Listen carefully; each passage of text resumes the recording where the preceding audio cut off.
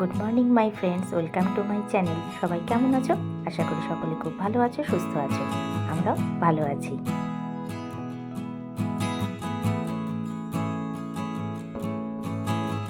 আজ আমি চলে এসেছি কল্যাণী সেন্ট্রাল পার্কে। এই কল্যাণী সেন্ট্রাল পার্কে প্রত্যেক বছরই কিন্তু এখানে প্রচুর ফুলের চাষ করা হয়। দেখতেই পাচ্ছ কত ফুল গাছ লাগানো হয়েছে।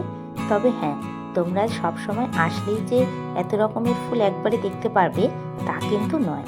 আমি যখন আমি গেছিলাম 12 জানুয়ারিতে। সেখানে সেই সময় কিন্তু অনেক চন্দ্রমল্লিকা ফুল ফুটেছিল। কল্যাণী সেন্ট্রাল পার্কে যে অটো স্ট্যান্ড রয়েছে তার ঠিক পাশেই হলো এই পার্কটা। এখানে ঢুকতে কোনো প্রবেশ মূল্য লাগে না, সম্পূর্ণ বিনামূল্যে তোমরা দেখে যেতে পারো অনেক ফুল। মোটামুটি ডিসেম্বরের শেষের দিক থেকে এই ফুল ফোটা শুরু হয়ে যায়। তবে সবসময় আসলেই যে একই রকম ফুল তোমরা দেখতে পাবে এমনটা কিন্তু নয়। কখনো আসলে দেখতে পাবে চন্দ্রমল্লিকা, কখনো আসলে দেখতে পাবে গ্যাদা বা ডালিয়া, এই রকম।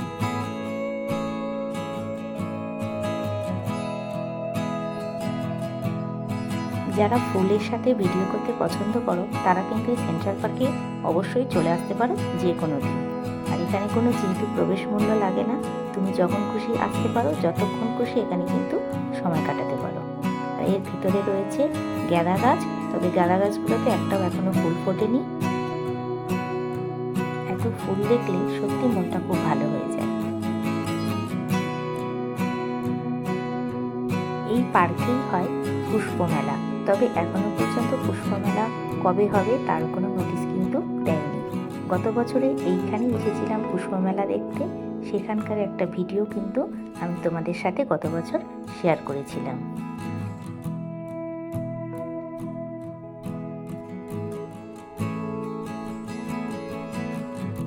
আজকের মতো ভিডিওটা তাহলে এই পর্যন্তই থাকলো। সকলে ভালো থেকো, সুস্থ থেকো।